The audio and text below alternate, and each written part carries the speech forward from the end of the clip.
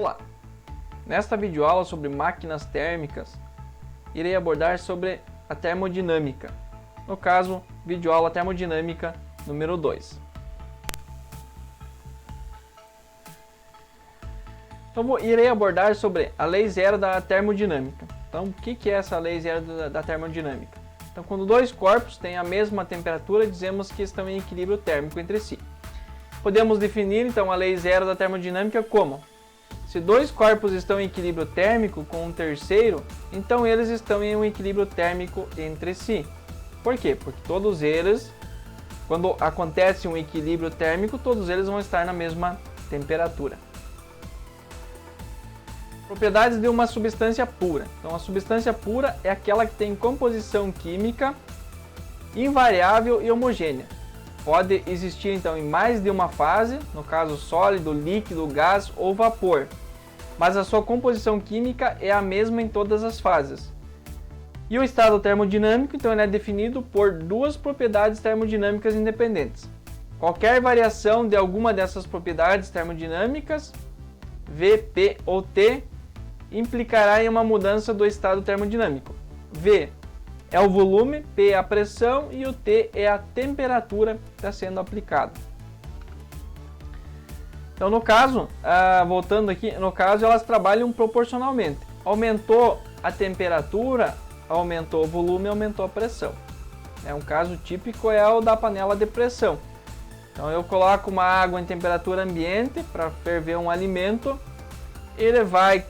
vou colocar ali a temperatura, o calor, vai gerar uma temperatura interna, vai começar a ferver, vai começar a aumentar a pressão e também aumenta o volume. Então, isso é um exemplo, como trabalha proporcionalmente, então, as três variáveis. O foco do nosso estudo são as substâncias compreensíveis, ou seja, aquelas em que o volume específico ela varia de acordo com a pressão e temperatura. Sólidos e líquidos. Então, para fins de estudos termodinâmicos, são considerados incompreensíveis. Pode-se elevar, por exemplo, a pressão e obter praticamente nenhuma variação de volume e temperatura. No caso aqui, então, nós temos aqui o F1, inicial, e a final. Então, aqui estão praticamente no mesmo, aqui não houve variação, então estão iguais. Então, podem se manter, então por isso que eles são incompreensíveis. Já os gases são considerados fluidos compreensíveis, pois apresentam quantidade rarefeita de moléculas, isso é, o volume total de moléculas é desprezível em relação ao volume do sistema. No caso aqui de água, então não houve praticamente alteração então, em relação ao, por exemplo, ao volume. E aqui já eu consigo, então, de acordo com a formação das moléculas aqui dos gases, consigo então comprimir ele, certo? Então vou ter aqui uma força inicial, um F1, e aqui a final. Então consigo comprimir. Então eu vou ter um fluido inicial, uma pressão inicial e uma pressão final. Por exemplo, se a pressão sobre o sistema aumentar, o volume se reduz e a temperatura aumenta. Então está aqui a explicação. Então aumentou aqui a pressão, a carga, a força sendo aplicada aqui, vai aumentar a pressão, diminuiu o volume e aumentou a temperatura interna aqui do sistema. Equação de estado de uma substância pura, então é uma relação matemática que correlaciona a pressão, temperatura e volume, específico para um sistema em equilíbrio termodinâmico. Um gás ideal, também denominado gás perfeito, é um gás que apresenta o mesmo comportamento em qualquer condição. A maioria dos gases de interesse, gases reais, em condições de baixa densidade, se comportam então de forma muito semelhante a um gás perfeito. A partir de observações experimentais, estabeleceu-se então que o comportamento dos gases ideais é dado com boa precisão pela seguinte equação de estado. Então nós temos aqui pressão vezes volume, o V é o volume, P é a pressão, vezes volume igual ao N, que é o número de mols, vezes o R', que é o CT universal dos gases ideais, está em Joule por kmol Kelvin, vezes a temperatura. E também aqui também eu posso então encontrar outras variáveis, o N, que é igual a massa dividido pela massa molar. Posso encontrar o R' também, que é o CT do gás, vezes a massa molar. E assim por diante, então, todas as fórmulas aí para que eu possa encontrar então uma variável que eu desejo então, no sistema. Então aqui nós temos, né, as principais fórmulas que são utilizadas, que é essa primeira aqui que eu demonstrei anteriormente. Essa aqui, a pressão vezes o volume é igual a massa vezes o R, que é o CT do gás, vezes a temperatura. A pressão vezes o volume específico, que é igual ao RCT vezes a temperatura.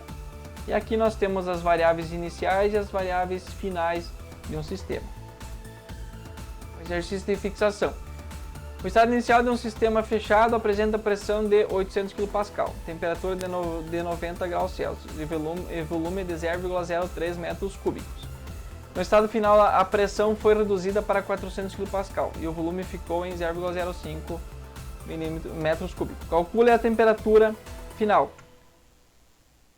Aplicando a fórmula, então nós vamos ter aqui, né, fazendo as conversões, uma temperatura de 75 graus Celsius. Então vai ter aqui transformando para Pascal, porque a unidade aqui está em Pascal. Então, substituindo os valores da fórmula, né, vai ficar 800.000 vezes 0,03, que é o volume inicial, dividido por 90, que é a temperatura inicial, igual a 400.000 vezes 0,05 do TF. O TF eu quero saber. Então está dividindo, passou multiplicando, está dividindo, passou multiplicando. Então aqui eu vou ter então o valor de 75 graus Celsius.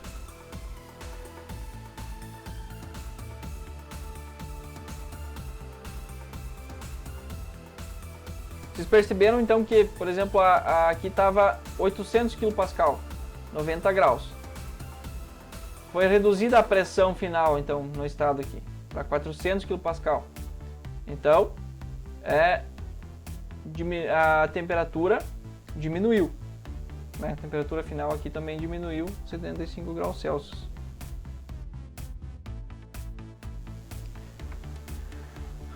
Exercício número 2. Calcule a massa de ar contida em uma sala com dimensões de 3 metros de altura, 5 metros de largura e 10 metros de profundidade, considerando que a temperatura ambiente é de 25 graus Celsius e a pressão ambiente é de 100 kPa. E um R, então, do ar, 0,287 kJ por quilograma Kelvin.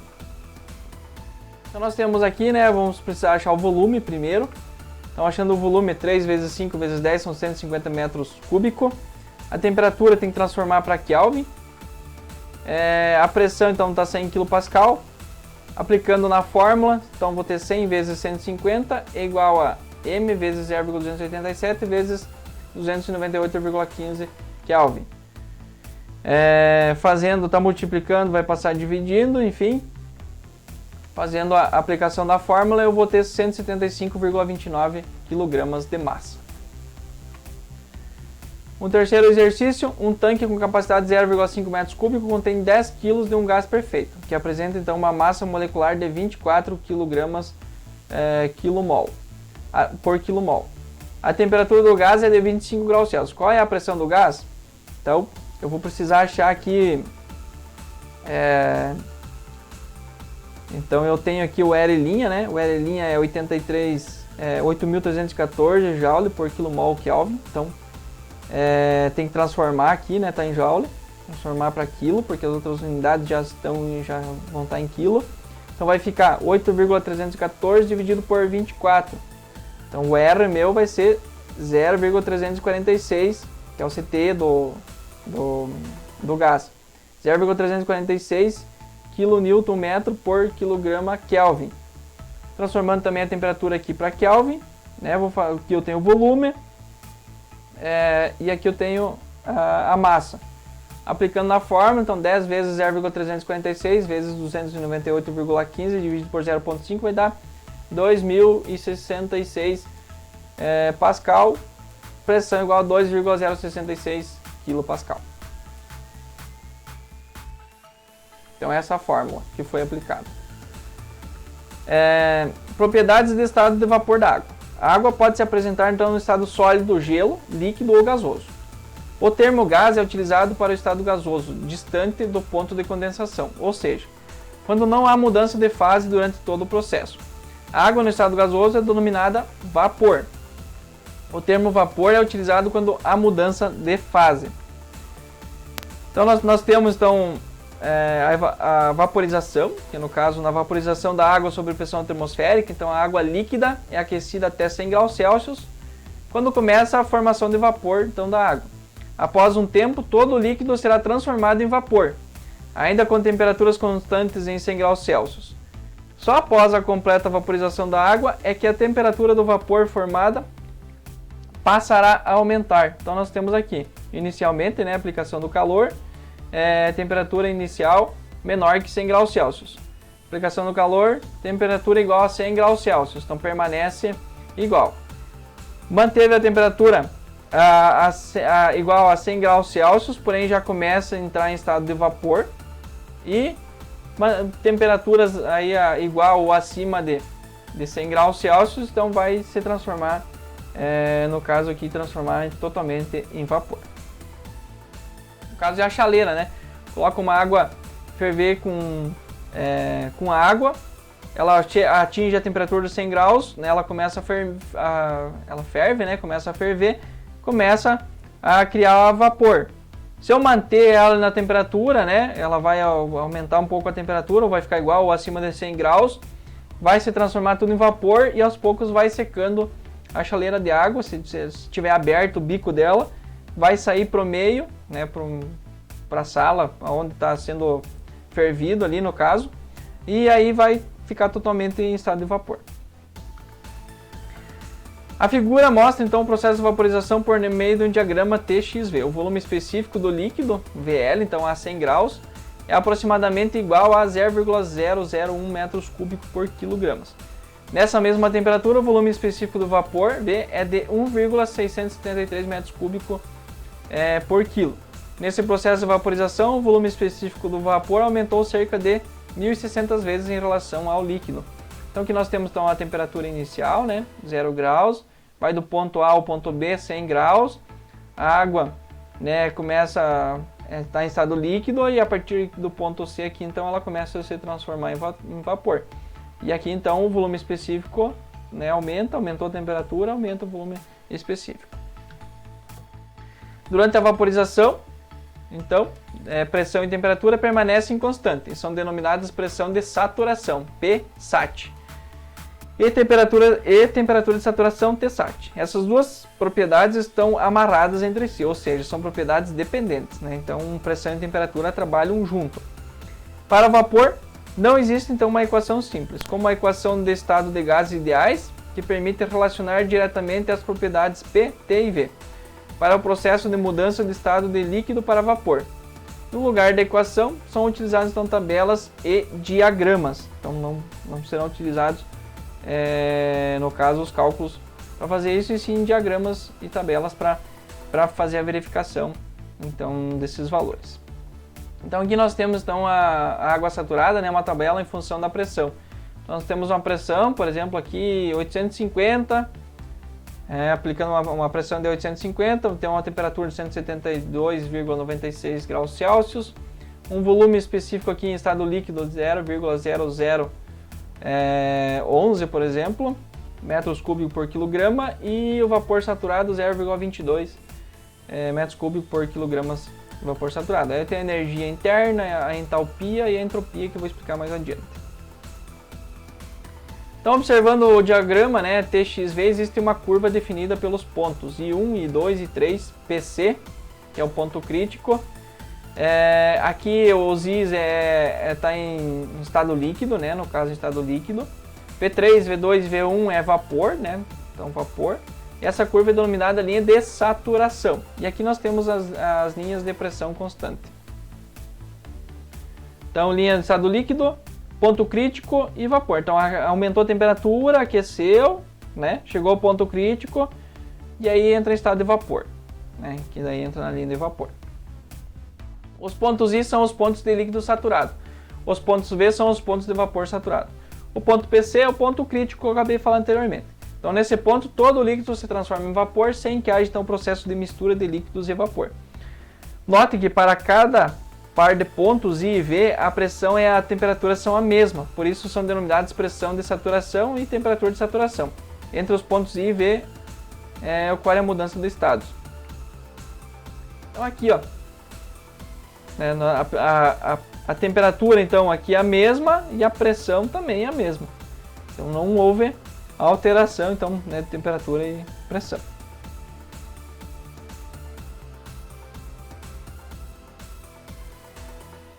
O vapor na região à direita da linha de saturação é denominado vapor superaquecido e à esquerda da linha de saturação o líquido é denominado líquido superresfriado ou líquido comprimido. O volume específico nessa região é praticamente constante. A pressão e a temperatura do vapor superaquecido são propriedades independentes e neste caso a temperatura pode ser aumentada para uma pressão constante e as substâncias que chamamos de gases são vapores altamente superaquecidos. Então nós temos aqui o gráfico, né? Então nós temos aqui T, né? A temperatura, e aqui nós temos então o volume, metros cúbicos por quilogramas. Aqui nós temos então a linha de líquido saturada, ponto crítico. Então aqui a linha de líquido saturada, aqui a linha de vapor saturada, que é essa linha. Nós temos aqui a região de vapor úmida, T2, e aqui nós temos a região líquida, também, aqui a temperatura T1 e aqui a região de vapor superaquecido que fica à direita então da linha de vapor saturado. Então nós temos pressão 1 maior que pressão 2, certo? T1 maior que T2, com certeza, T2 está aqui, T1 está lá no ponto crítico, então T1 vai ser maior. E aqui então a pressão 2.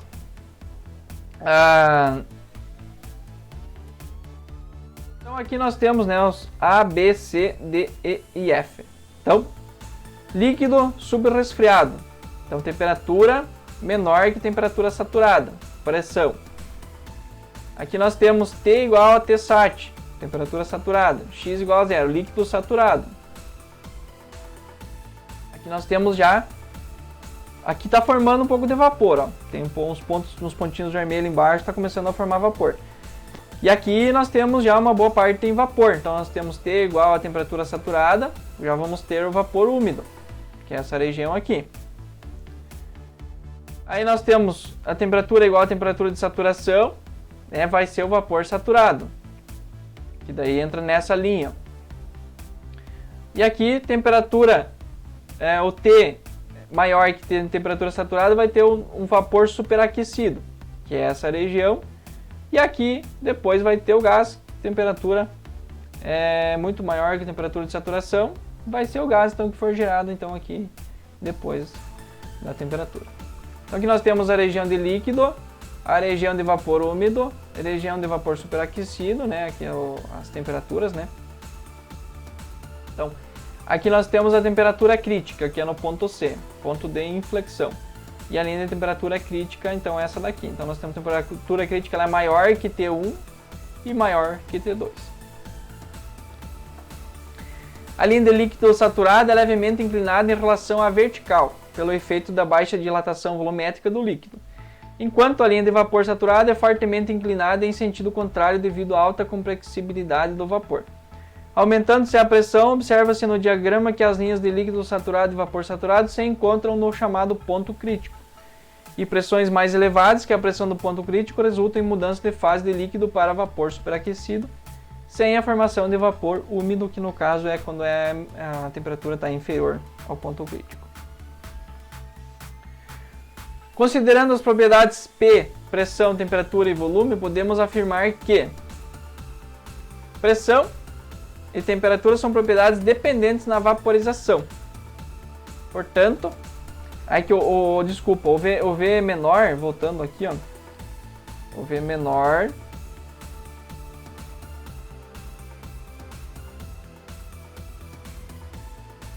o volume específico, tá? Para não ficar na dúvida.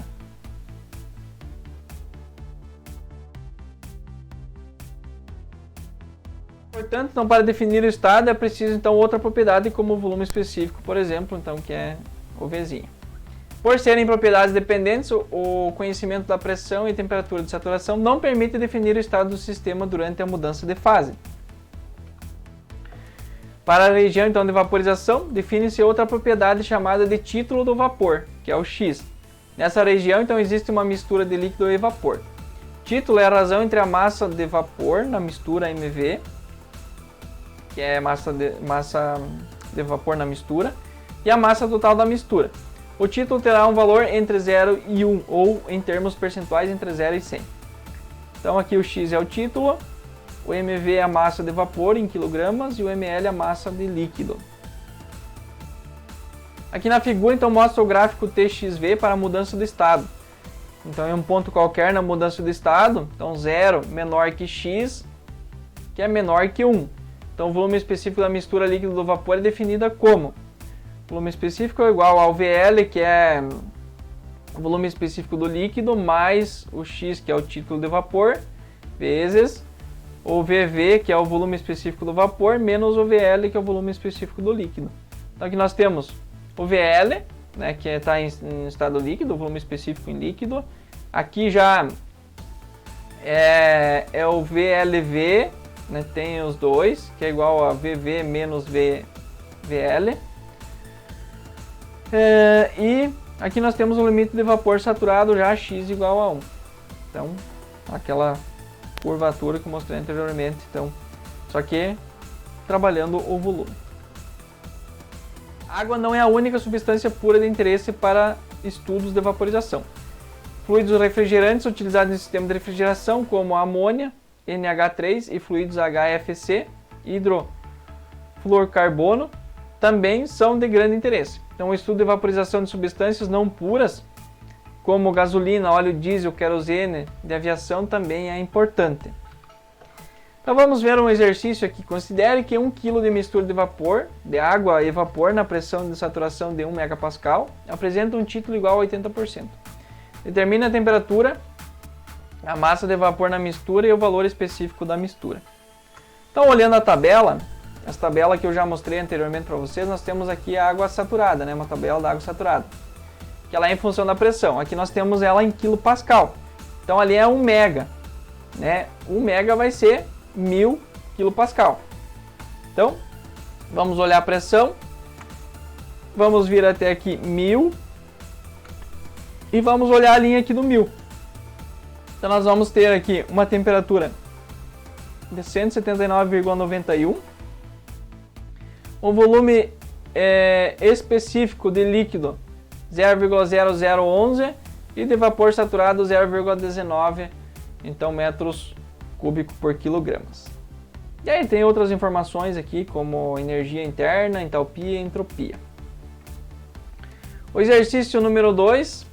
Qual é o valor do volume específico do vapor de água superaquecido sob pressão de 1 MPa e temperatura de 300 graus Celsius? Então eu vou olhar aqui, tá ali a tabelinha, né? 1000 kPa, que vai ser 1 MPa. Essa aqui é em relação à temperatura, tá? Então aqui a outra era em relação à pressão, essa aqui é em relação à temperatura. Então vou pegar ali 300 graus Celsius, vou olhar aqui, então eu quero saber o que? Quero saber o volume específico. Então meu volume específico vai ser 0,25 metros cúbicos por quilogramas.